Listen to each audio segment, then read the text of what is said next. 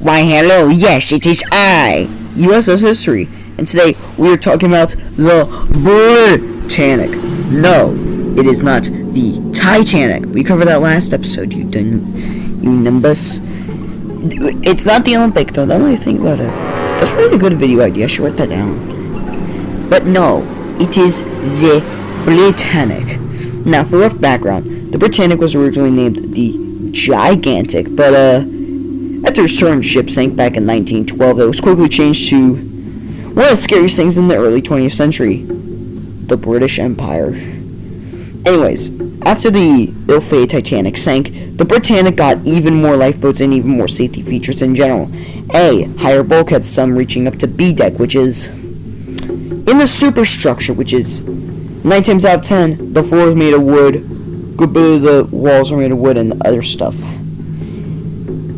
And also, more lifeboats. Originally it was going to be all cranes, but they had to shove normal davits on there because medic.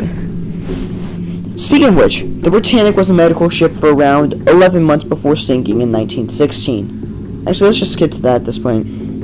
I already give enough background knowledge. It is one late November morning in 1916. It's around 8 a.m., give or take.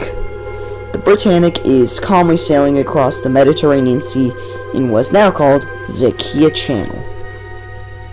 Now, of course, unbeknownst to the crew of the ocean liner, some German motherfuckers decided to plant sea mines.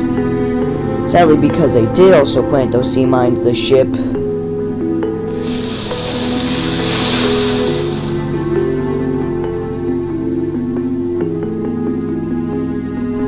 the mine explodes, effectively destroying 2 compartments, because effectively damaging 4 compartments and then causing another 2 to fail since the doors couldn't shut, leaving 6 compromised. Luckily, the ship could survive thanks to the higher bulkheads and other stuff.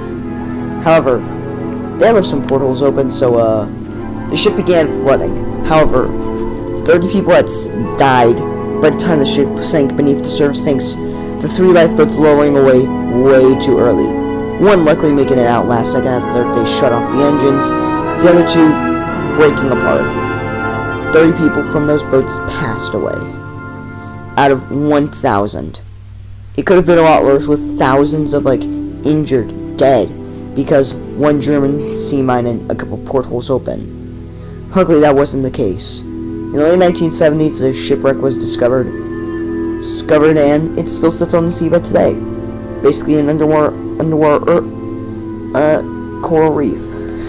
Anyways, this has been USS History and another video of I Explained. The main reason this video is so oversimplified is because, well, school starts back up and it's also midnight where I am, so I gotta get this audio made quick before my mom tells me to go to bed. Anyways, bye bye.